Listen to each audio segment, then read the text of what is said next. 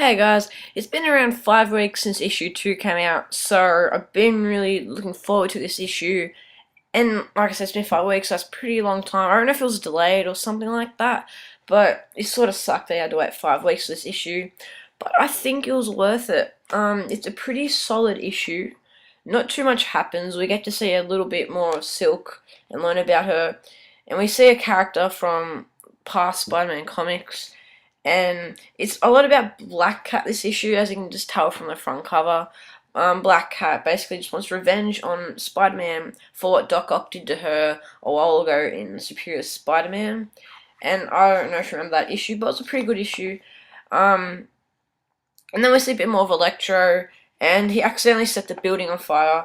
And whilst Peter Parker's trying to be Mr. Fun Boss, because obviously that the workers didn't get that vibe when it was Doc Ock running the place, Peter Parker's trying to be the fun boss and be nice to everyone, and they go on a bit of a road trip, but they obviously go past a burning building because they're looking for like Electro on that, which we sort of got from the last issue a bit.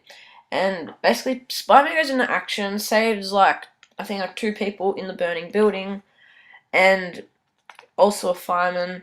And then basically there's a small fight with Black Cat, and he tricks her by doing this little practical prank on her. And basically the issue has a pretty unsurprising ending. It was still well done, the ending, but it wasn't very surprising at all or anything. But it was a pretty solid issue. It wasn't, not too much happened in it, sort of, like compared to like the past 2 issues. A lot of stuff happened in those ones.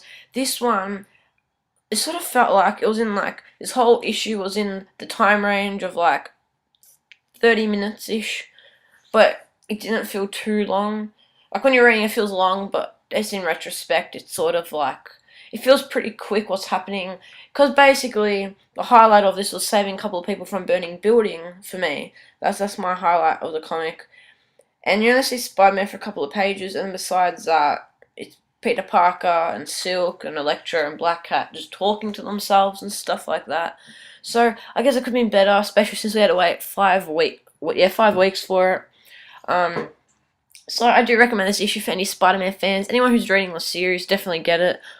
Or, yeah, they're probably the only people I'd really recommend this comic to. I did still enjoy it, don't get me wrong. It was a solid issue. It just wasn't amazing or anything special.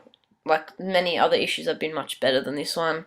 But I'm going to give this issue a 7.5 out of 10. It was fantastic to see Spidey save some people and trick Black Cat and all that, but a couple of things weren't very surprising.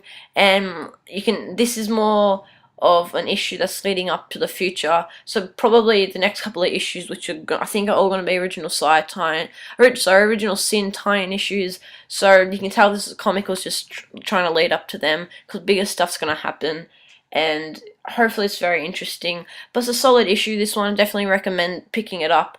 And just a warning, there's not too much Spider-Man in it, only for a small amount of time, so just take caution with that if you do end up getting this comic. But it's a fantastic read, I guess, so yeah, I do recommend it. But I hope you enjoyed this video. I have many more comic book reviews on my channel and other videos, so go check them out. And while you're there, don't forget to like, comment, and subscribe, and I'll see you next time.